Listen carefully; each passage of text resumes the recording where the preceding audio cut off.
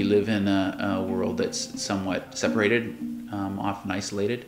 For various different reasons, we have become much more isolated than we were even, 20 or 30 years ago. In the age of social media, it has become very easy to keep your social interactions online and to feel alone sometimes when maybe it doesn't meet your expectations. Vancouver's like a terrific city, but people aren't often connected. Like, I've lived in condos before where I didn't know any of my neighbors. And I don't think that's an uncommon experience. The problem with a lot of communities is they're completely dead. I don't know anybody around here. I know the lady upstairs, and I've spoken to a few people down the road, but there's no community as such. We don't have the organizational structures that can fully access the community. Built form affects people's behavior. One solution to social isolation is to design our spaces, our homes, our communities in ways that prevent us from becoming isolated. Healthy communities have to do with people from different generations connecting. There's a lot of untapped resources. Elders have so much knowledge and wisdom through their life experience, and we don't necessarily use that to its full capacity. I feel that there's a kind of need to wake up and be edgy, and maybe things have been comfortable in Canada for too long.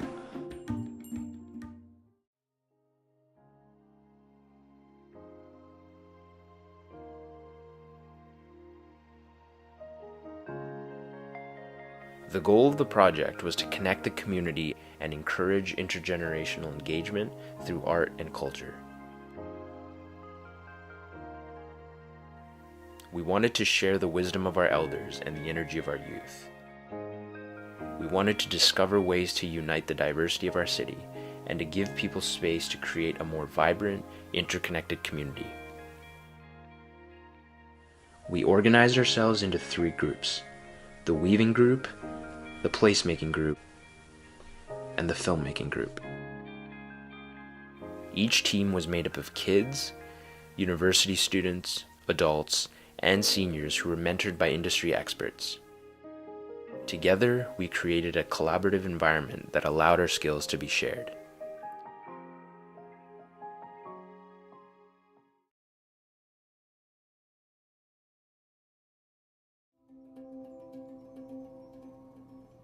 The purpose of this portion of the project was to bring people together through the art of weaving. The Musqueam were the original people of Vancouver. This art was central to their culture. Musqueam weaver Debra Sparrow was instrumental in reviving weaving in her community. She agreed to share their traditions with us. Debra sees weaving as a way for people to connect with their stories and to come together to create new ones. Weaving in itself, in its history and its amazement, is done by every one of you. Every one of your cultures and history, no matter where you come from, you are weavers. And that's what I love, is that every culture did tabby, twill, and twine. So every one of us have those 3 stitches that we use in every one of our weavings. That's what we share. That's what makes us who we are. And how we put those designs together makes us unique. Deborah's really amazing because she and a few other people, they brought this whole, Musqueam First Nations activity back to life after it got completely forgotten.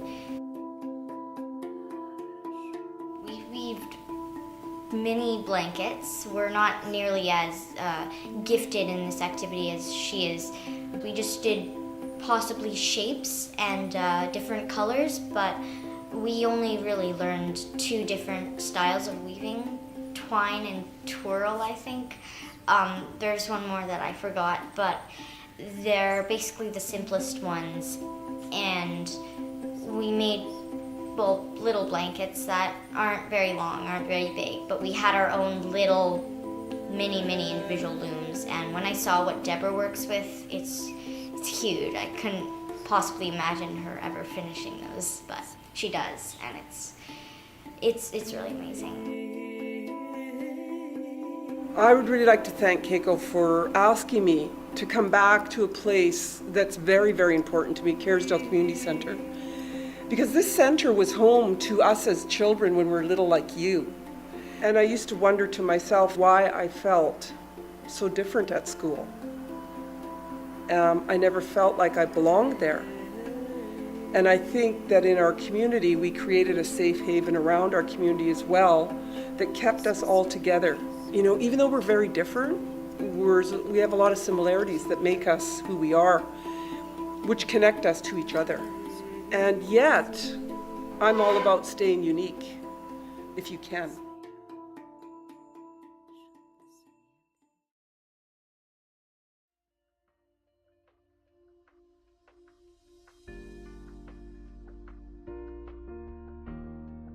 Community needs a space to happen. We looked around the city for spaces that were unused. We turned front yards and boulevards into not only places of public art and social interaction, but also places to grow delicious food and share meals. We put the call out for landowners who wanted to work and play collaboratively with their space.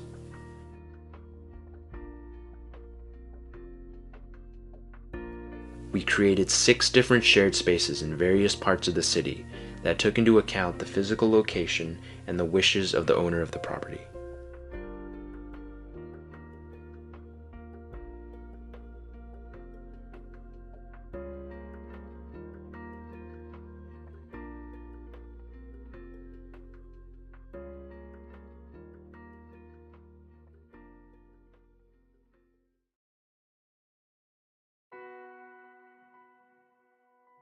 Placemaking is really about our community, you know, and the more that, you know, it's like, how can you build from that? How can you build from the knowledge of that is a very crucial question, though, you know. So it doesn't become just the premise of building a garden or building a pollinator garden, but what does it mean for the people that were involved with the creation, and what does it mean for their own expressivity in life?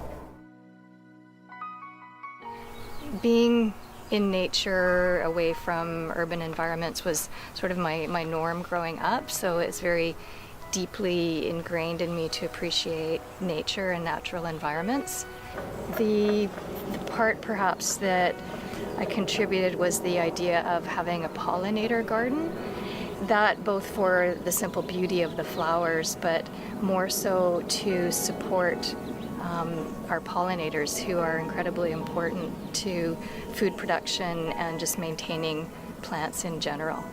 I think that's what's really great about what we've got going here, was that it seems to me that there was a large group of people that were involved with it, and it kind of happened kind of spontaneously in a certain kind of way. It was kind of an interesting dynamic.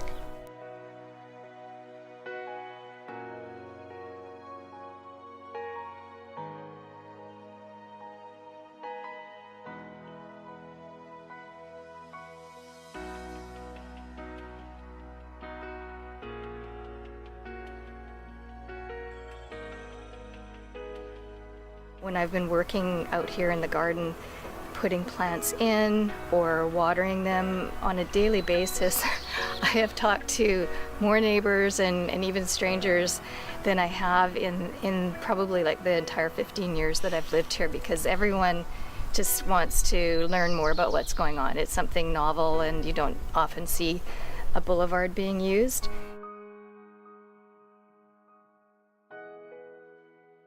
It means the community. That's what it means to me. It means all the people that were involved with the creation of it. The idea of placemaking is very important, and I think that not a lot of people may be aware of what it even is. But the more that we become urbanized and in that urban environment more segregated, it's really important that projects like this have a chance to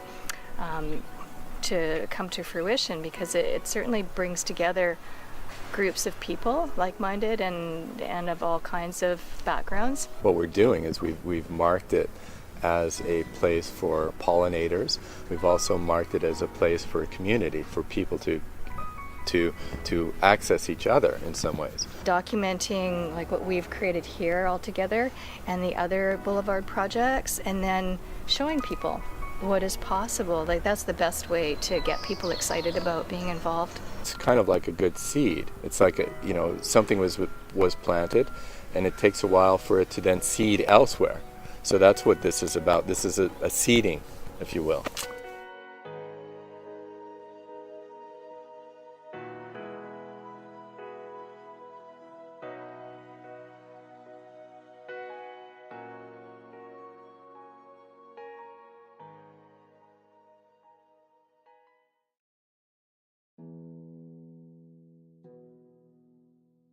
Robin's project was really fascinating because we had to work with the different landowners, and we were also kind of had some restrictions because of sunlight and soil composition.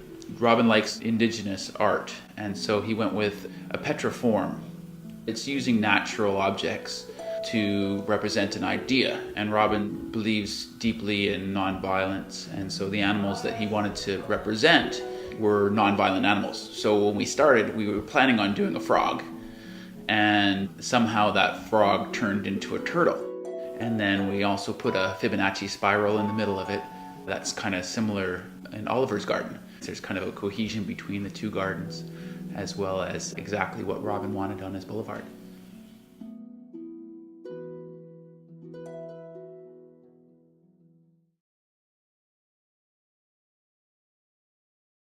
I first met Colleen through an urban farming project that I've been working with the last couple of years. I'd heard about urban farms, and so I did a little digging, and I found 11 companies that will do this for you. And I interviewed everybody. Gabriel Pliska was the person who was head and shoulders above everybody else. He just seemed really committed and really interesting, and we obviously had a lot of the same values in terms of conservation and so forth. And he said, so do you want me to put a few raised beds here or there? And I went, no, I want you to use the whole property. I want you to convert the entire thing over to farm. Through just our conversations, I learned that she's a sculptor, and then she had learned through myself about this placemaking project that I've been involved with.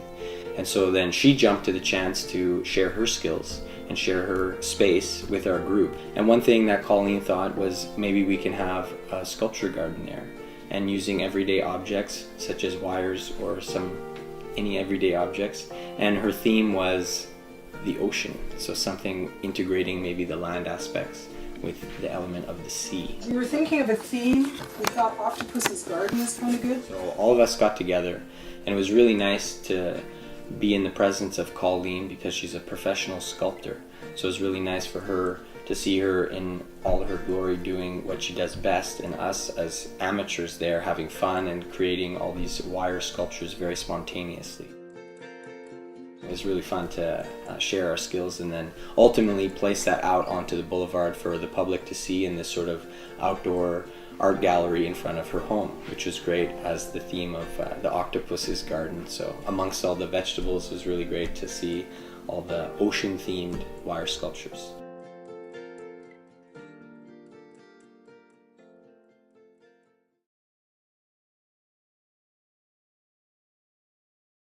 Anne's a great, fascinating woman. She's a permaculturist certified, and who's done a lot of work in not just in her own living quarters, but with various community groups.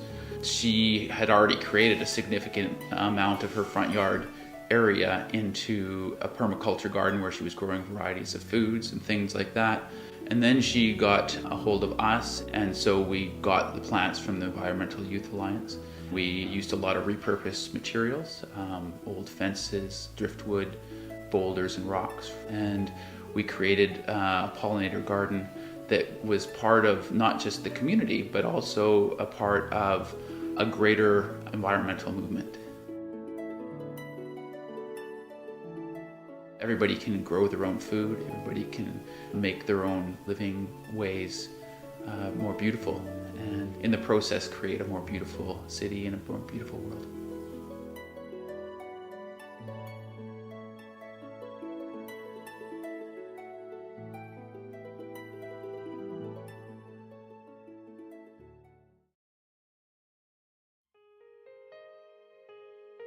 The mosaic garden I really, really loved. We worked together with everybody to create a mosaic pattern for the front of the planter boxes that we'd already built. A mosaic is a great metaphor for, we live in the cultural mosaic. That is what Canada is. In the process of creating, we get to know the people that we're creating with.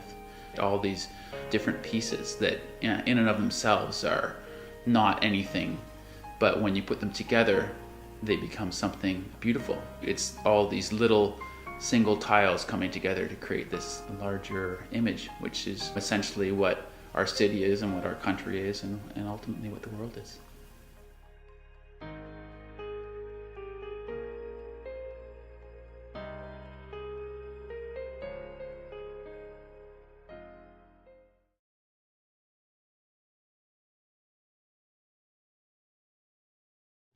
I'm a big believer that that the built environment shapes people's behaviors.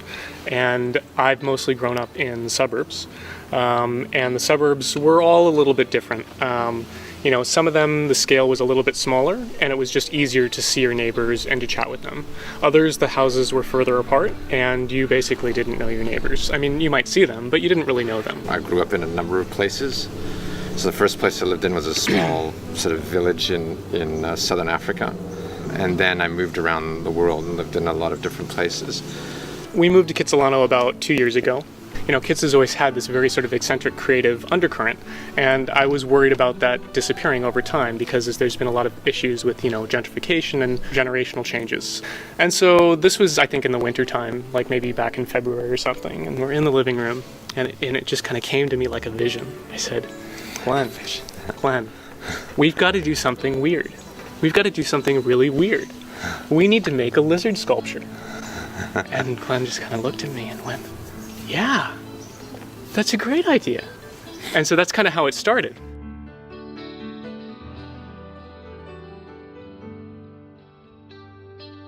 I would say that I don't really think of it as art as some sort of separate endeavor or, profession. I really think of it as just creativity. And I think creativity is very important for everyone, regardless of what they do. Basically, I just went around and thought, okay, we're going to do a lizard, and I don't like this hedge, so it was a bit of work convincing everyone around the neighborhood that we could get rid of the hedge and that would open up the space and how it would open up the space.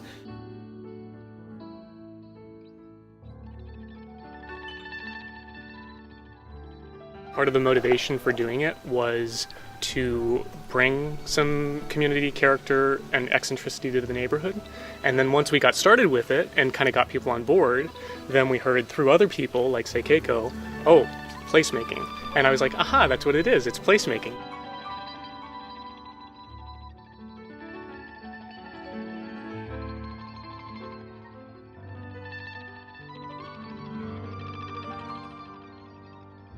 It's a shared common room, basically.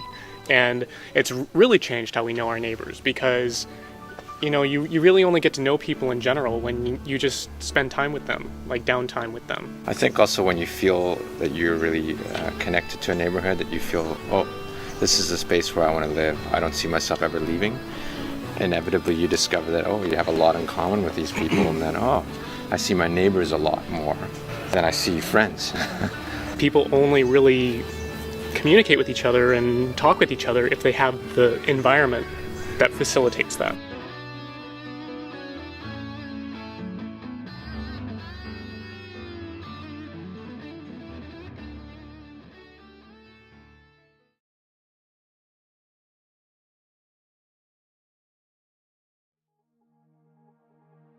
The filmmaking team was put together to capture what we did and to share it.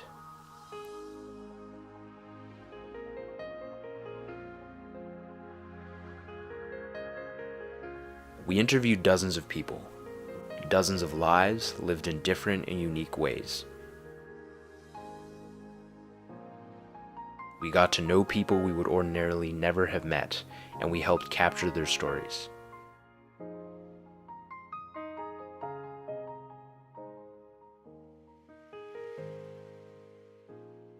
The trick, though, was how to weave these stories, these ideas, and these experiences into the kind of tapestry that represents all of the people that were involved and all of the things that we learned.